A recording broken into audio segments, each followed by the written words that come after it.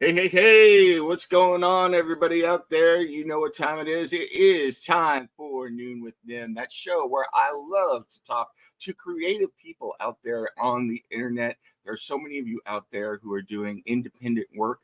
You're mega talented, incredibly creative, and we need to get the word out about everything you're doing so that the public can find out about it and you could purchase these incredible products. And I've got one such incredibly talented and creative person with me today here on Noon with Them. So I'm going to introduce you to her in just a second.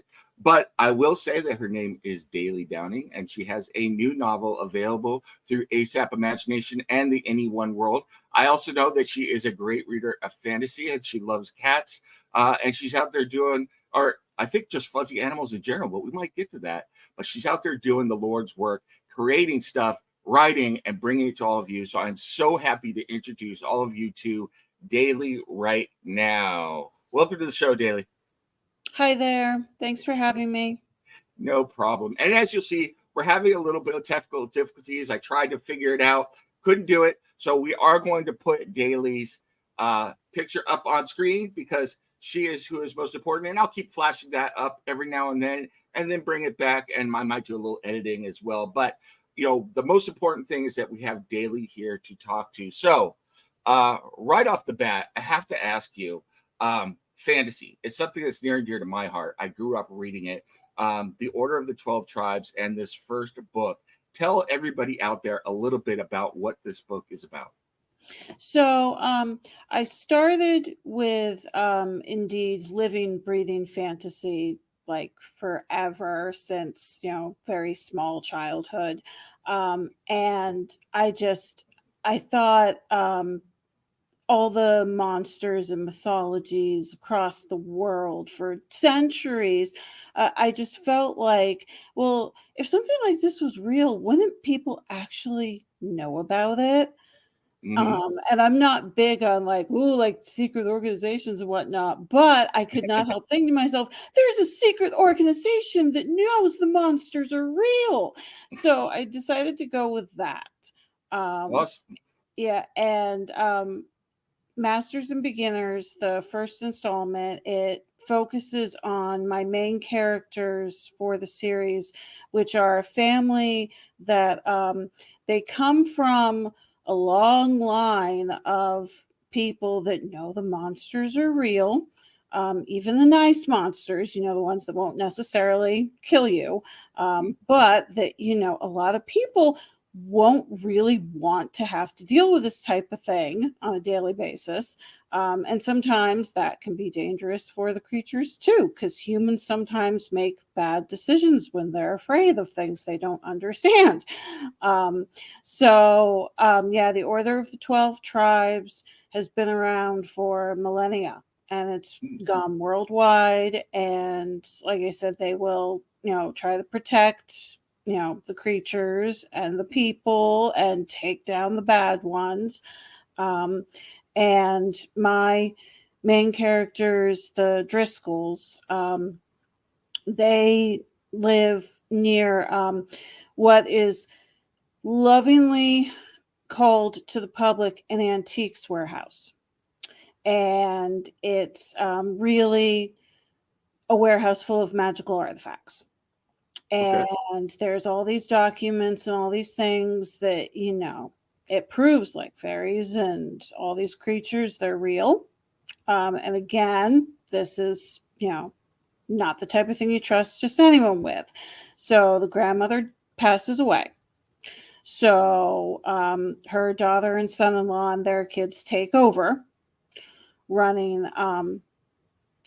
It's called the annex because it's like a little bit of this information that has been kept in different places through the world by different people. So it's like this is like one of many locations. So they're taking care of making sure, of course, the information doesn't get out and whatnot. But they have been leading what I refer to as civilian lives up to this Mm-hmm. point. And now they're thrust into not only do they know so much more stuff that, of course, they weren't privy to before. They're meeting all kinds of new people and supernatural beings, and you have hybrids of human, fairy, human, etc. Um, I I deliberately put in that my shapeshifters, when they're in animal form, they can still speak human, so that my main characters get to have a talking cat. And Very cool. yeah. So, so is this so is your book set is the setting like a modern setting, but it's got fantasy behind the scenes type things, like a fantasy elements, or are we set somewhere else other than our modern world?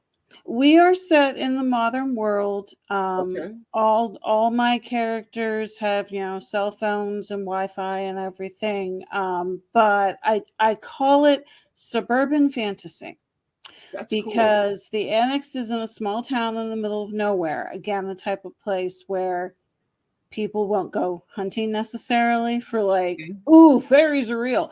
Um, and so it's very small town, very, you run into 17 people at the grocery store, but 5 miles away there could literally be an ogre crashing into your backyard because he got lost one night.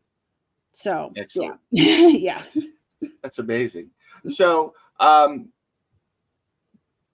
I saw that this is book one of the Order of the 12 Tribes. Yes. What are your plans for the series? So, what I did was I have written through book 4. Cool. Wow. Yeah, All right. yeah.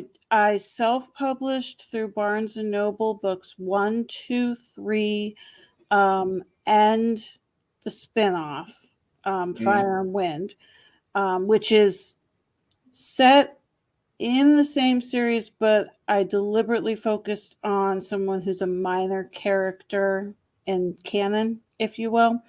Okay. Um, so my goal is probably write one more, so it would be volume 5.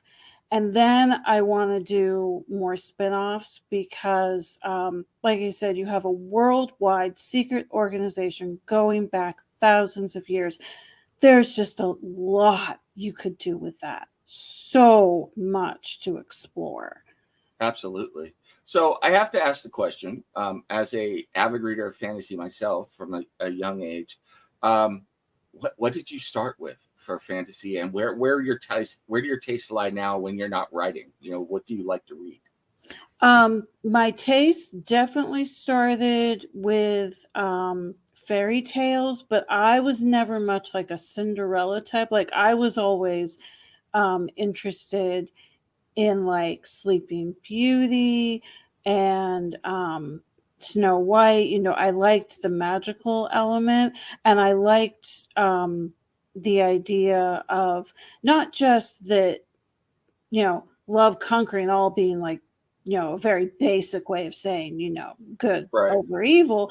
But, well, like in Snow White, like, it takes teamwork, the way that it's not just the Mhm. handsome prince. It's literally, there's these little dudes that can't get their crap together, and this princess comes out of nowhere and becomes their family, and they're all enriched by it. Now, I have to ask, as a follow up, are we talking fairy tales as retold in modern times? So that's mostly Disney Mhm. versions of it, or are we going back to like the Brothers Grimm version, which are, as a general rule, darker?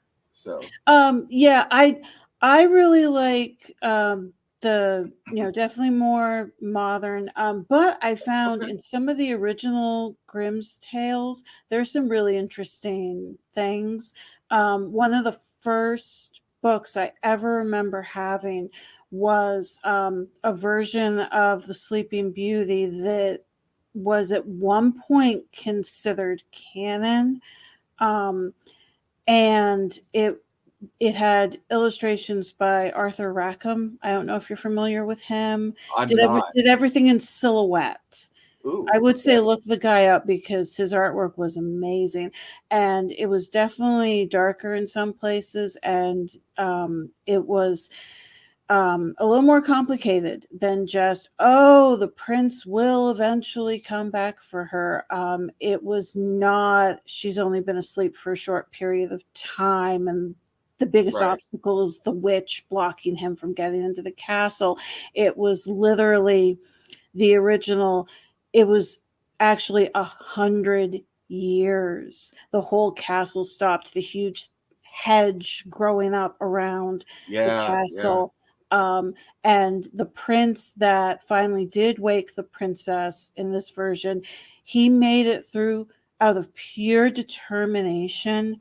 And his motive was these people that have been trapped here, frozen in time for 100 years, they must be so lonely. He Hmm. thought it just seemed so awful to be stuck like that, that was his motive. And you could say that could go along with like being awoken by a loving kiss, because that kind of altruistic determination, like that's the type of stuff I really like to see from Okay. my characters. That's um great. No, I yeah, mean, and I love humor being thrown in. One of my earliest influences was Labyrinth. oh, okay, great, Yeah, yeah. great. So like I love, like, the elves and dwarves and goblins and evil witches and everything. But yes, please, throw in silly humor and puns and yeah. So if I said Ludo said, you know Yeah. exactly what I'm talking about. Yes. Yes. Awesome. Yeah, I love those. I think I mean, all the different versions have different takes of the fairy tales, and I think they're Mhm. all valid. Like I remember as a kid watching Snow White, and then I read the original, well, from Grimm's fairy tales version of Snow White and Rose Red, Yeah. and that was amazing to me. And Yes. I'm writing a short story right now, where all the fairy tales are in a counselor support group for fairy tale violence. Yeah. Yeah.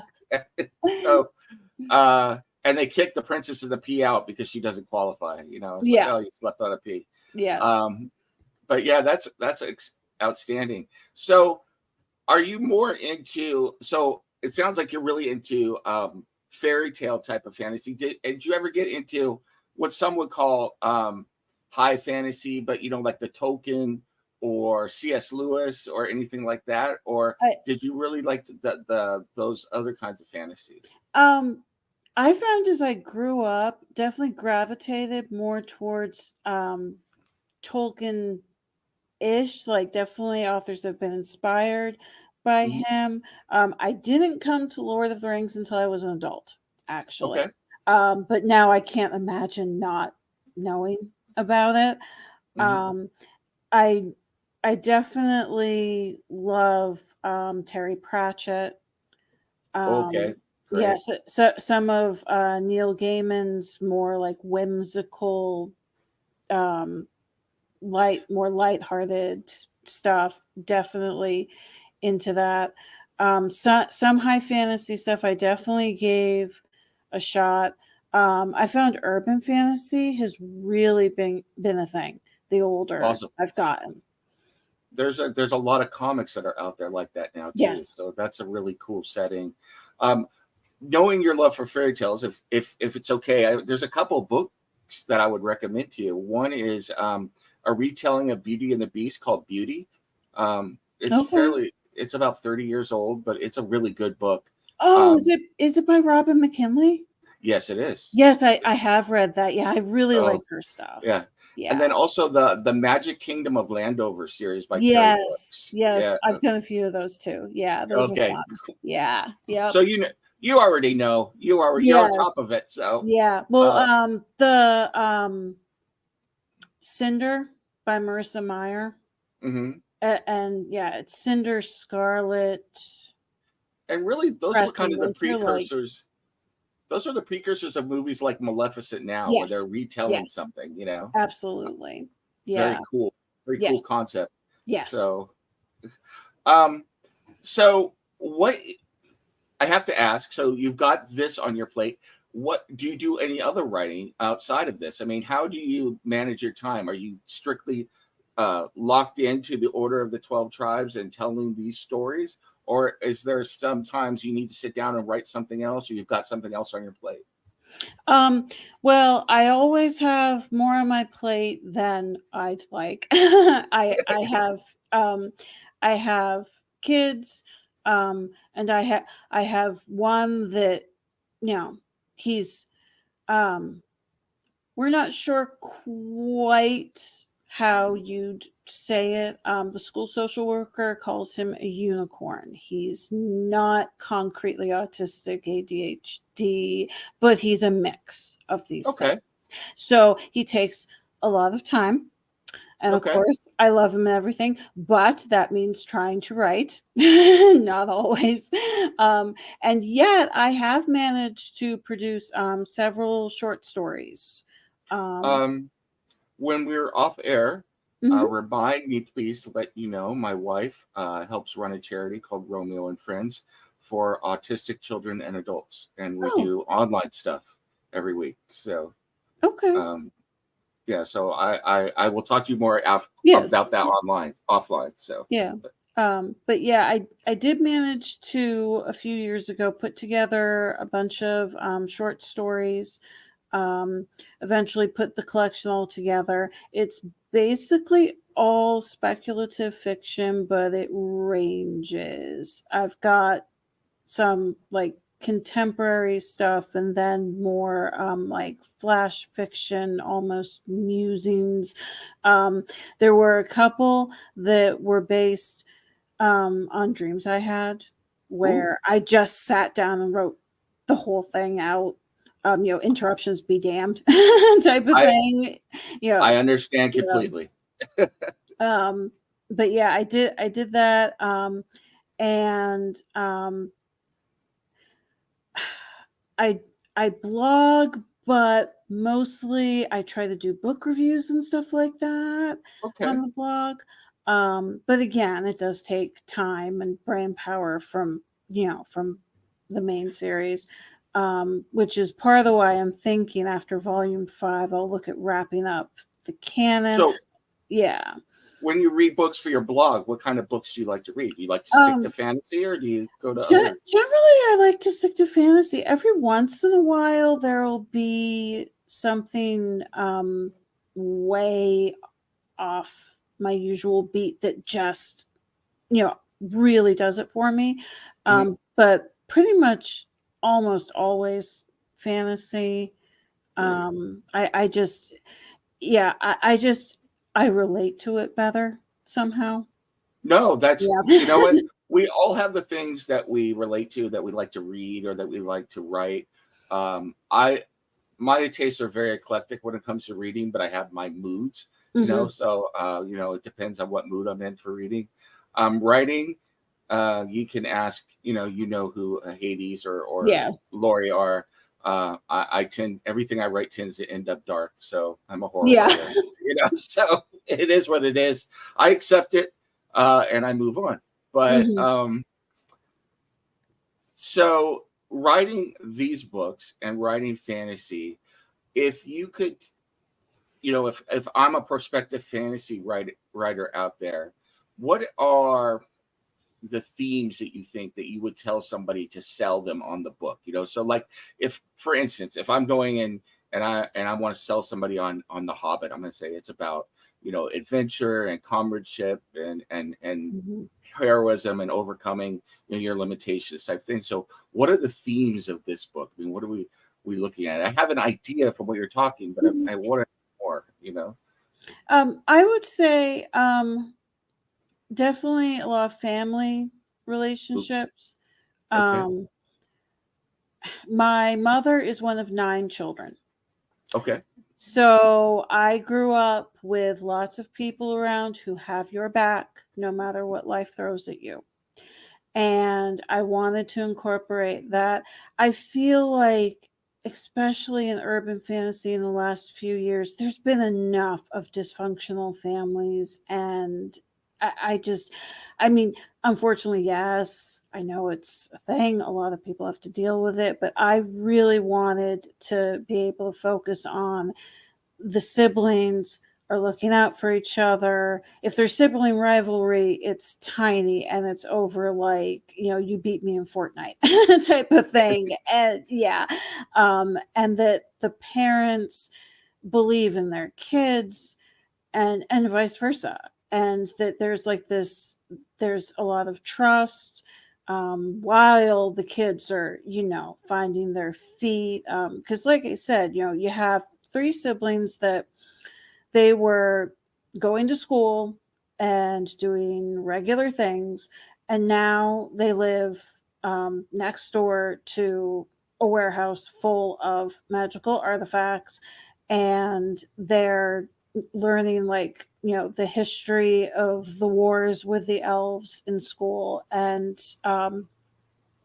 it's their neighbors are demi-fae, and it's like going over to their house for dinner is like you walk into the kitchen and there are all these utensils like laying the It's table by themselves type of thing. And yeah, it's, it's something where it's like you've got the mix of the mundane and the magical, it's but this very is completely refreshing. normal.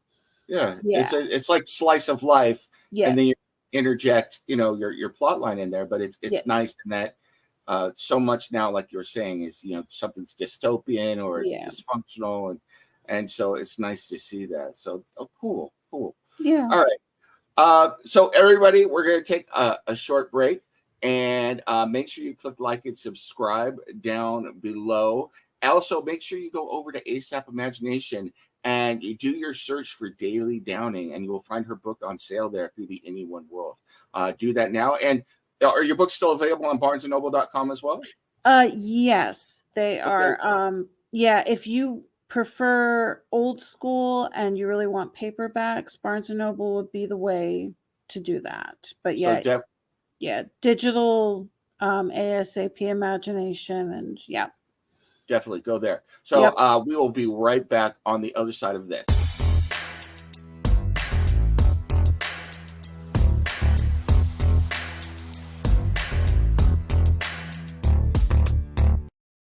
All right, welcome back, everybody. As you know, I am here with Daley Downing, and we are talking about her book, Order of the 12 Tribes, is the series, and the book name is Masters and Beginners, correct?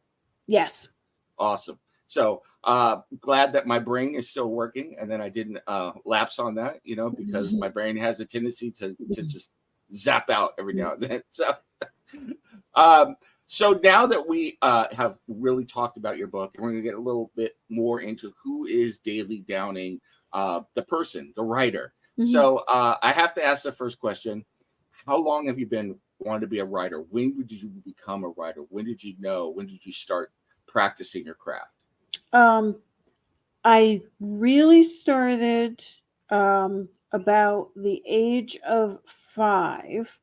I took paper, stapled it together, drew incredibly emotive and evocative stick figures that could show you everything perfectly, and then scribbled out. I was convinced it was very elegant cursive, some kind of story which probably strongly resembled whatever I had just watched on TV that day, but the main thing was that I was fascinated by storytelling itself.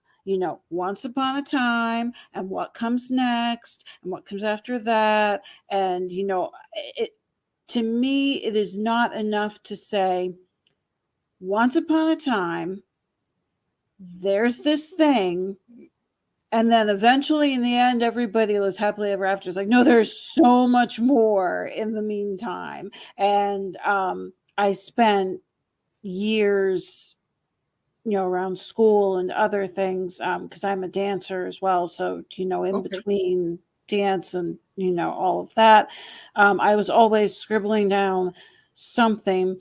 And my guess is that probably none of it was per se really good. But, the stuff you write when you're like 15, you forgive yourself for as you get older because it's all practice. Exactly. Yeah. Exactly.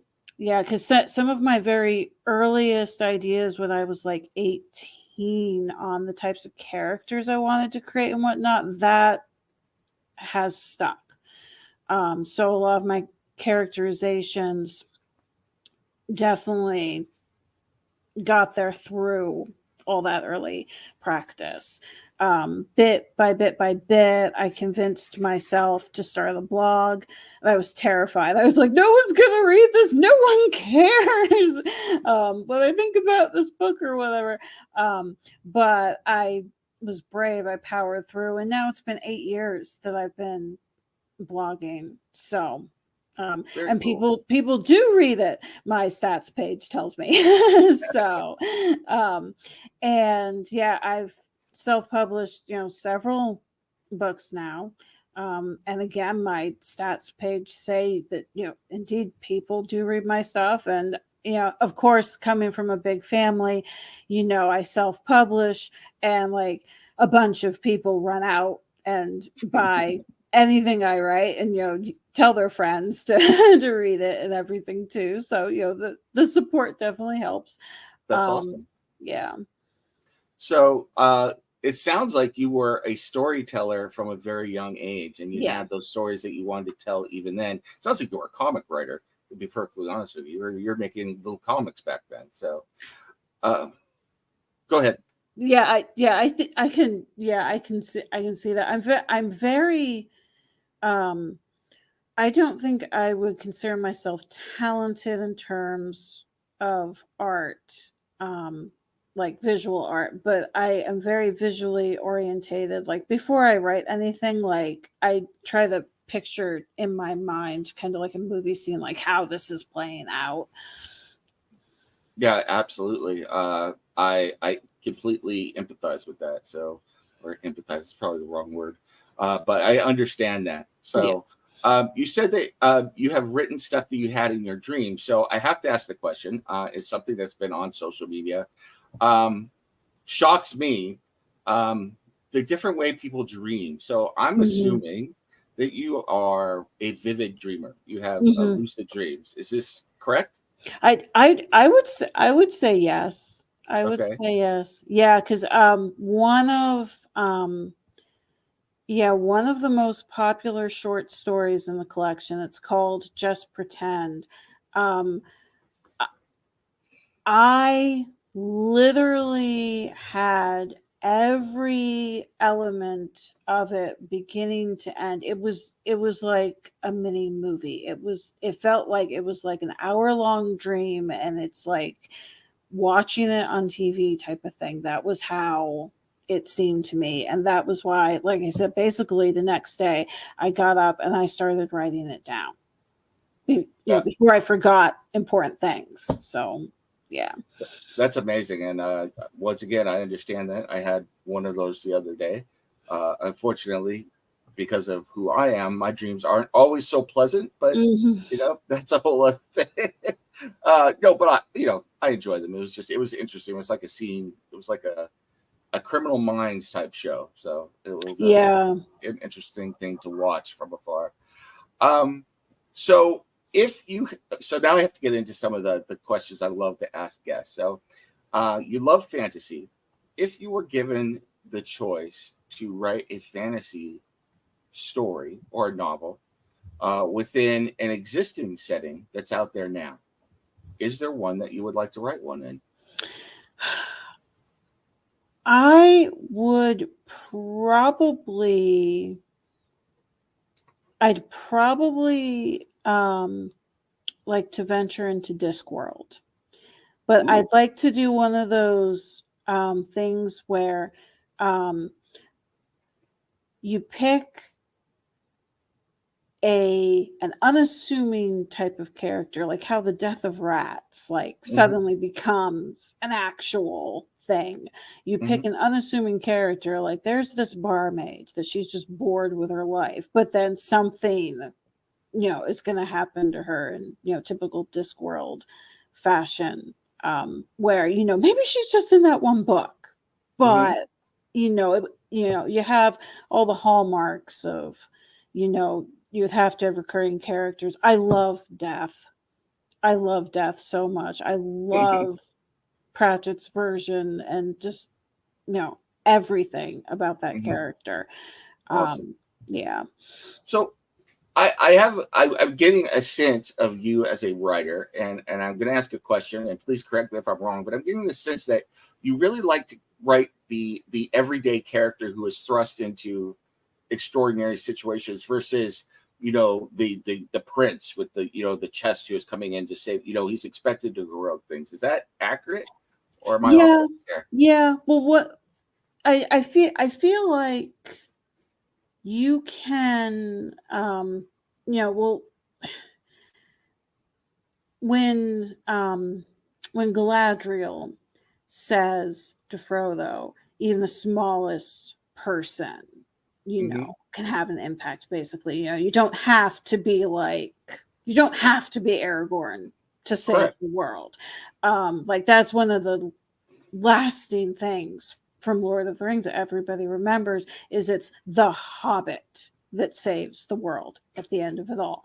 Um, so as much as I appreciate the archetypes of like Aragorn, that he's going to be the hero, he's going to do the right thing, Hmm. um, I really appreciate as well the hobbits of the world that That are thrust into this situation, and it's like, okay, how do I deal with this? Because I think that ordinary people can find a lot of inspiration from realizing there's like this impossible situation, but you found how you could get through it. that's amazing, and I love that. I love that you're writing about the ordinary, or the smaller people in the world, not smaller by stature or importance, Mhm. but just by their nature at the moment, and then they can rise above. That's incredible. So Yeah.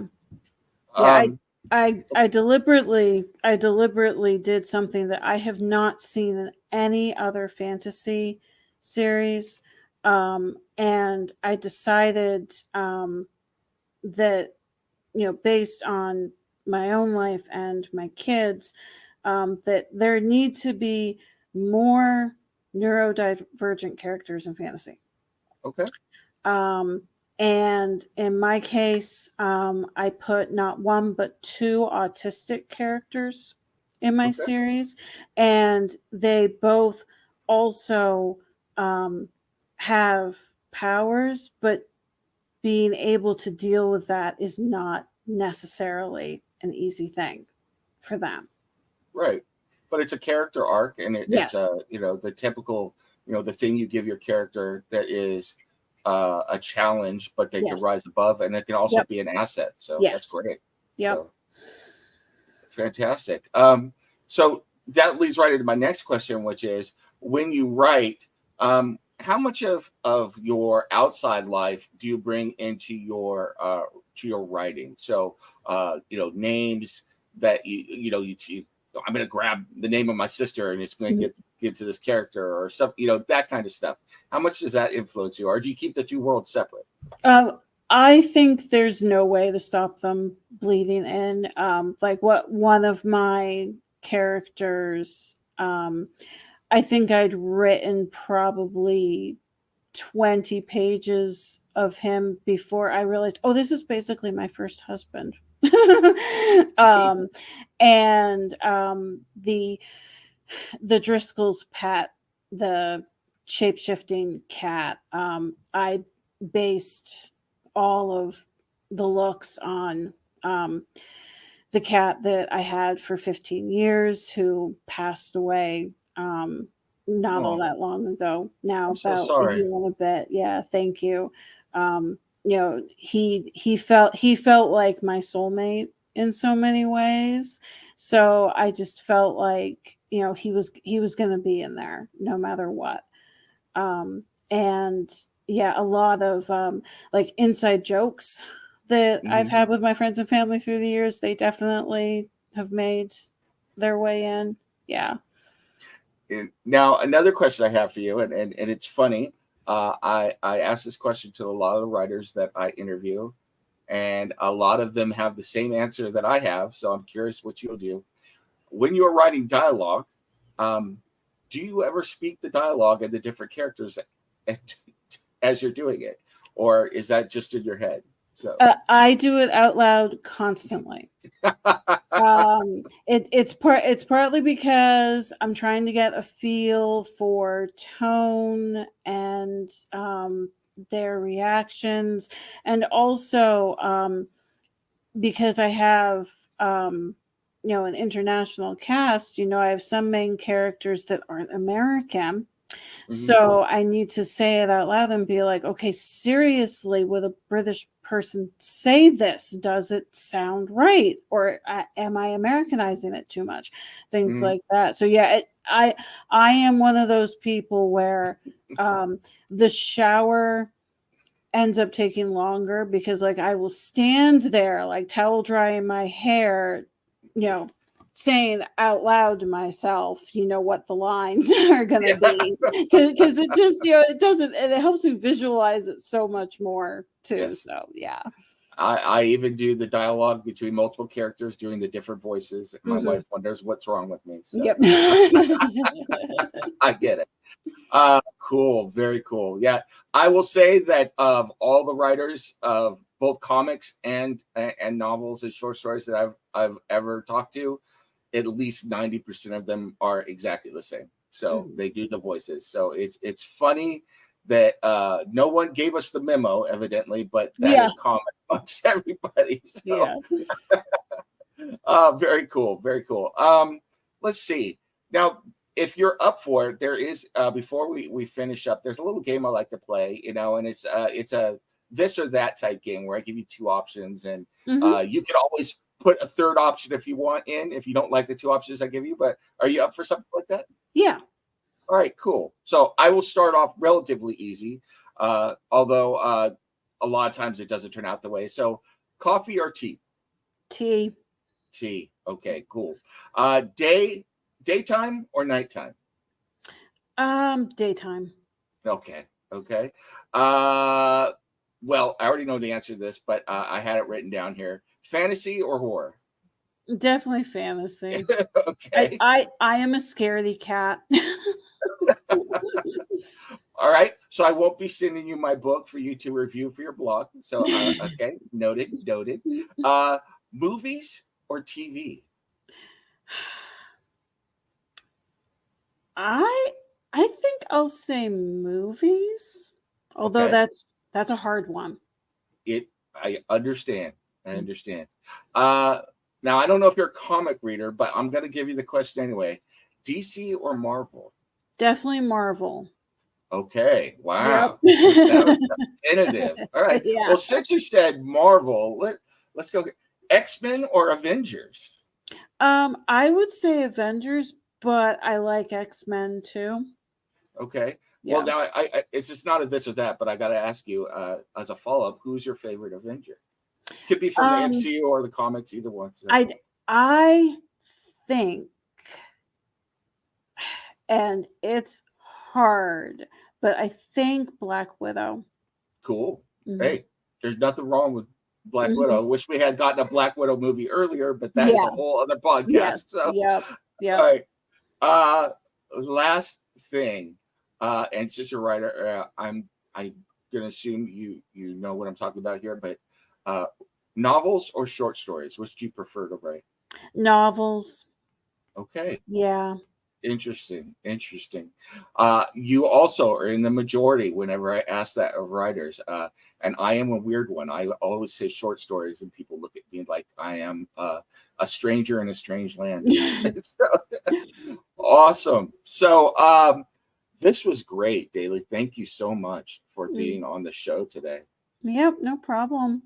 And the next time that you release something, please feel free to come back. Or if you just want to come back on the show and give us an update or whatever, that would be great as well. So, cool. Yeah, I actually have the spin-off coming out. It's next Wednesday or Thursday, I believe. cool. Yep. Hades just did the whole rundown of here's everything that's coming out in the next 2 months. And yeah, Fire and Wind was up there. So Awesome. We'll yep. definitely come back to share about that one as well. So that'll be great. So, and to everyone out there, as Daley just said, go check out her books. They're the Daley Downing collection on ASAP Imagination under the Any One World. Go there. You can also find print versions on barnesandnoble.com. I assume they could search for your name there on barnesandnoble.com probably. Yes. Yep. So go check that out. Where make sure you search for Daley Downing. Buy those books. Support your local indie creators. I mean, this lady has been working on her craft since she was 5 years old. She deserves your support. So get out there and buy those books immediately. And please click like and subscribe on the show. Please leave us a comment. Once again, I want to thank you so much, Daley, for being on the show. It was a pleasure to have you. Yes, and thank you so much. You're absolutely welcome. I love talking to people who are creatives and doing this type of work. So thank you so much. And to all you out there, thank you for watching. Make sure you tune in next week. We'll be back with Peter Hart, who is the writer of Baylor. Until then, this has been Noon with Them. Bye, everybody.